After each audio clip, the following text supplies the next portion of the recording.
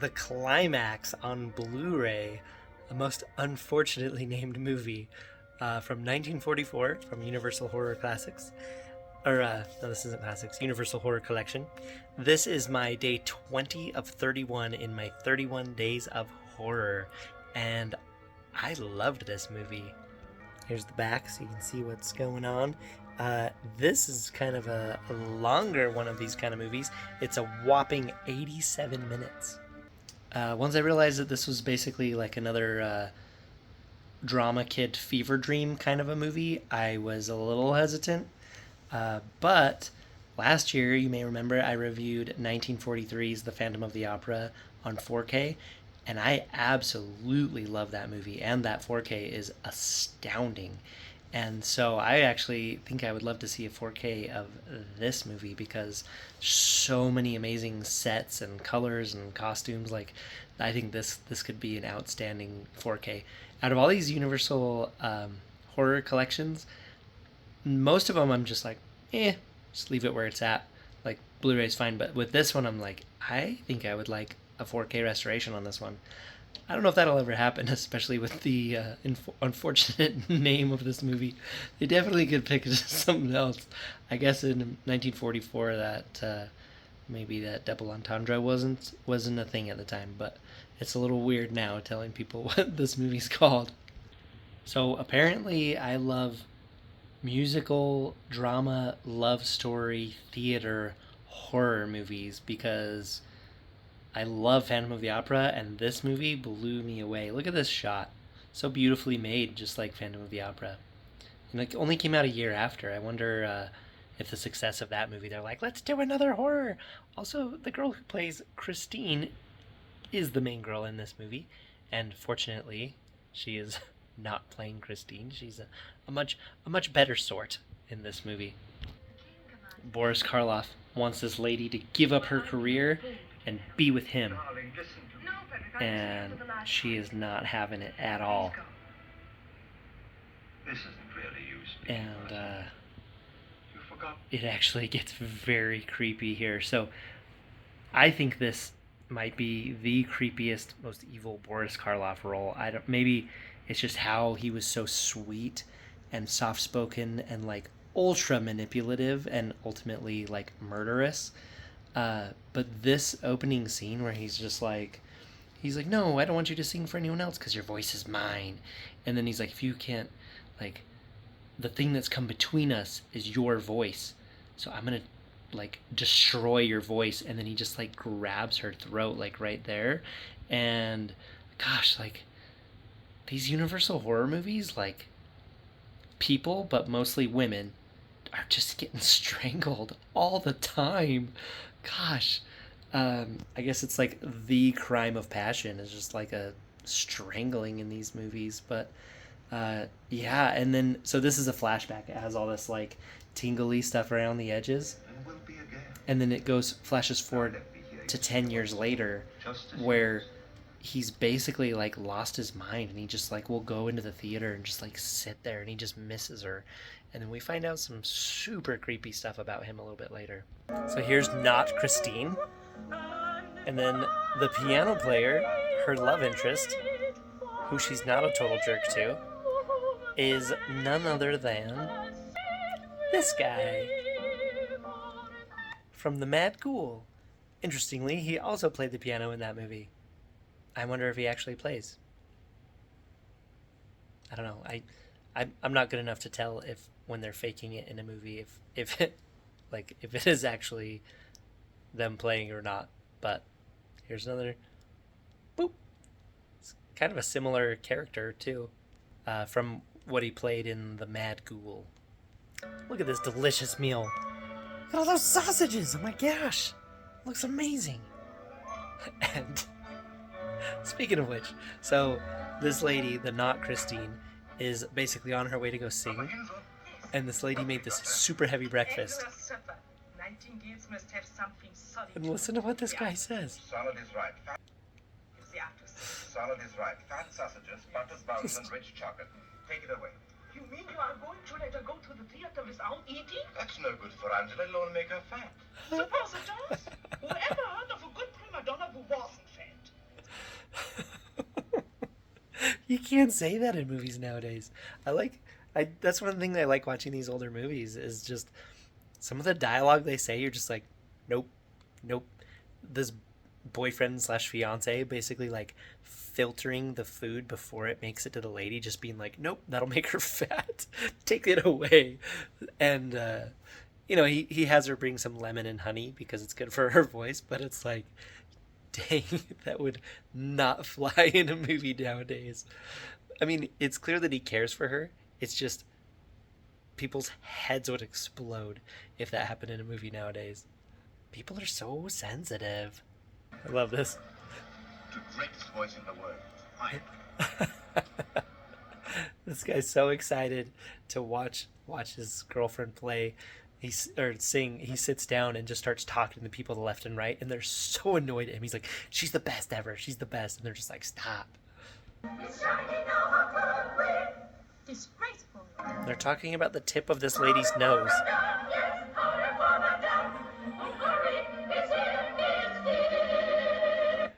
And then I guess these little dancers are basically like nose powderers. Like, what is this song? I have no idea. But look at how the boyfriend is reacting. Every time it shows him, more of his program has been eaten. Because he's just like biting on there.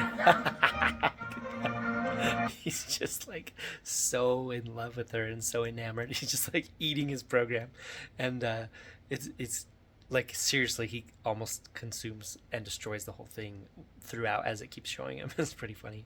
So the interesting thing about both this movie and Phantom of the Opera from 1943 is that, like, if you took out the very few scary bits, then it's just gonna be like this musical drama romance and like kind of comedy. But the horror bits are so disturbing and so scary that it just makes for such an interesting movie where seriously it's like a comedy romance musical, but then there's just like this dark, scary, like murderous stuff. Like I don't know, like, are there any other movies like this, like this movie and the Phantom of the Opera, like scary and I guess like comedy musical? I'd love to know about it because apparently I freaking love the genre. Or maybe any other movies in this same like set. Did they keep making these movies? Like, was it so successful that they just kept going? I don't know. But this part, so she finishes her concert and she's supposed to meet her boyfriend outside. And freaking Boris Karloff comes out of the shadows and just has this like kind, fatherly doctor voice, and he's like, "Hey, you gotta come with me to get your voice checked out." I'm Dr. Holder. Oh, yes, Doctor, I'm sorry. I didn't recognize you. It's a rule of the theatre to have your throat examined after each performance. Now, if you don't mind, my office is just round the corner. I'm sorry. So, well, first of all, you could definitely read into that line, and it could be a lot more sinister and disgusting. But he's just, she tries to resist. She's like, "No, I don't need an exam after this." And he's just like, "Yo, yes, it's part of the rules." And he just starts leading her. And so that's one of the things too that I think we've come a long way on is the females in these movies are just like, "Oh, I guess I'll just get manipulated and do what you want." Like, she does put up a bit of a fight, but like ultimately, like, he just leads her to his house and he's like, "This is happening, like, sit down," and he like starts hypnotizing her, and it's like freaking creepy. So she like resists a little bit, but ultimately she just gives in. So it could be like, look, it might be a rule of the opera house that I have to get this exam, but like, I'm not going with you until someone that I know introduces me to you and tells me that that's right. Like, I mean, there's like safety precautions. It's like Snow White in the 1937 where the old lady shows up and she's like, "Okay, yeah, I'll just fall for it. Like, come on in." And yeah, she's in disguise, but like, every single dwarf warned her that there was like trickery afoot. And so anyway, these ladies have their self-preservation skills are a little low. Here's the housekeeper lady from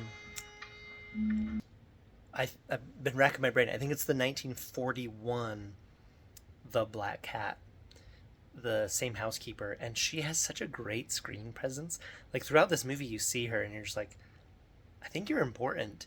Just like the way she carries herself in the movie, it's like she's up to something. We don't know if it's good or bad or what, but just the way she watches him, boop, you do start to wonder, like, what is she thinking?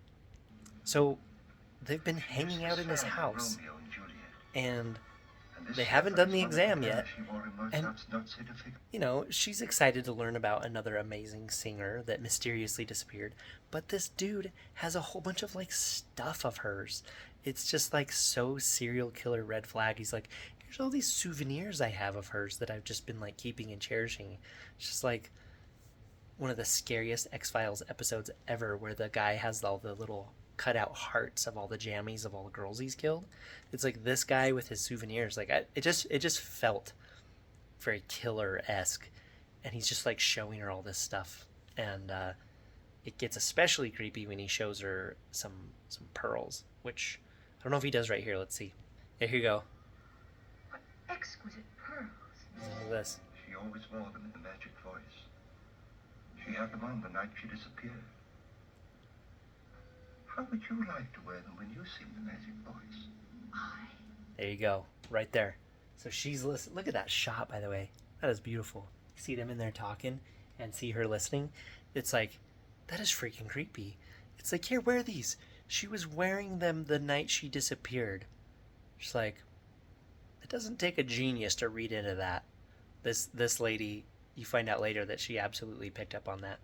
Here's his creepy, quiet, gentle hypnotism. I want to relax you before I examine your... Listen to his nice, soft voice. I want to relax you before I examine you. And, anyway, he just gets her in a total state of hypnotism and is just like, you don't want to sing anymore. I am in command of you. Like, you belong to me. It's just like, oh my gosh, this guy is so scary. But this is nothing compared to what he has upstairs. But that whole scene where she's supposed to be getting her freaking throat exam, and it's just going on and on forever, and he's like touching her throat, and it's like, not for the exam, by the way. When he's putting the pearls on her, he's like pulling the pearls tight, and he's touching her throat and stuff. It is so creepy and so suspenseful, because you're just like, get out of this guy's house. Anyway, here's what he has upstairs behind a curtain and through a special hard to get through door. This is kind of awful. It's been 10 years, by the way. Look at this. Creepy music. What is it? Marcelina, it's come back. Her voice. It's a freaking mausoleum with Marcelina or whatever up there. Look at her. I mean, it shows her, and it kind of looks like the actress just laying there, so maybe he's doing stuff to preserve her, but we're going to see more of this room later, and it is going to blow your mind. My mouth dropped on the next part. It shows this, and we'll get into that towards the very end, but this is very creepy, and he's so gentle and soft, and you're just like, oh, he's nice, and it's like, no, he's creepy, and he's evil, and he's a murderer, and he's like manipulative and controlling, and I do think that this is one of his absolute scariest bad guys. So the housekeeper actually shows up to help get her ready, and so you think that she starts to be like kind of a friend of her. Oh, she just pretended to leave. Look at this incredibly creepy entrance of Boris Karloff. Like, this isn't like, if you're an actor, I think you would love an entrance like this. Got the creepy music. Lady's watching. And seriously, that music is so amazing for your entrance. Or his entrance. Look at this. And at this point, he has total control over her. I just can't. I want to just keep running it and talking over it, but he's got total control over her. And look at her eyes. Like, that is so creepy. He just shows up in her room, and he's like, "Remember, I'm in control of you, and you only sing when I say to sing." Very creepy, and also amazing, creepy cinematic entrance. Loved it. So these guys are marching. Obviously, they're just people in a stage play. Look at their feet. So, obviously, they're just in a play. They're just like musical stage people, but my goodness, they suck at marching so bad. It's so inconsistent. It's so like not on cadence with each other. Like, dang, that is like some stormtrooper quality, like Star Wars stormtrooper quality marching there. That is awful. Actually, stormtroopers probably march better than these guys. So they're doing this like kind of burly, manly military song, and it's like, oh, this is kind of cool. And then you like look down at their feet, and it's just like, I can't look away. It's so awful. I mean, like, look at this. Like, look at this guy right there. Look at that. He's not even trying. Like, what? Did he sprain his ankle? He's not even trying. Anyway, I will never unsee that. All right, so I like to write notes when I watch the movies, and I try to write a little description of what I want to talk about, but occasionally I just write, holy crap, for the note. And this moment that we're about to see is a holy crap moment of watching this movie. So you have the boyfriend / this old guy that are running to go check on her because they realize she might be in danger. This guy grabs this pistol out of this holster. He's like, I'm taking this. And they run to go confront the guy, but because the guy's like, no, you're not singing, and I'm going to take this in my own hands. And here's a holy crap moment. This time I'll silence it forever. This time I'll silence it forever. What?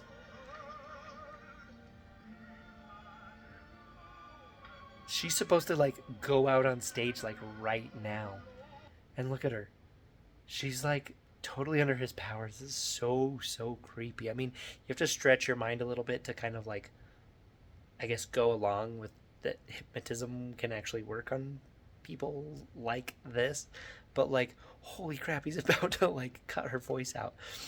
Speaking of which, so other than some very obvious things and like murder, one of the worst things you can do to a woman is take their voice away. And that is what he's been trying to do this whole time. This is a creepy dude. And here we have the housekeeper. Here she goes. Look at that screen presence she has.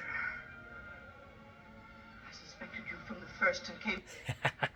She started working with him 10 years ago so she could just watch and wait and prove that he did it. I don't know if she was friends with the lady. I think she kind of was.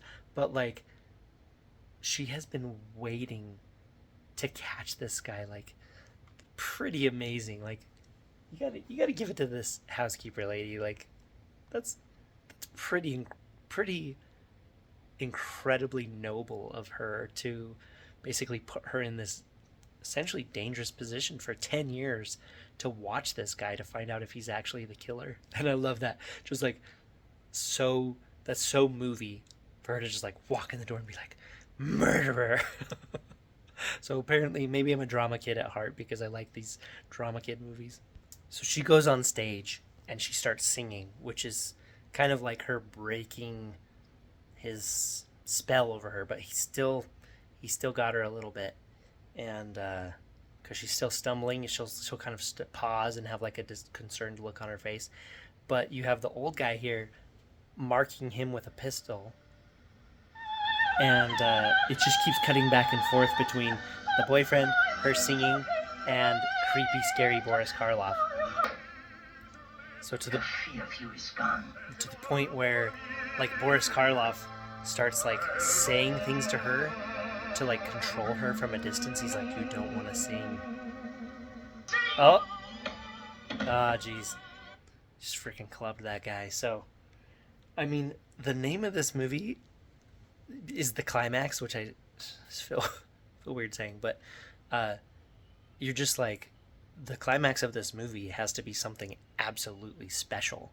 And it is like, it keeps cutting scenes and he's sitting there being like, "You don't want to sing," from a distance, and she's like, concerned. Anyway, stuff's gonna go down here. So she goes on to sing, and it's beautiful, and she's actually singing for this young king, and he's mesmerized, and it's absolutely beautiful.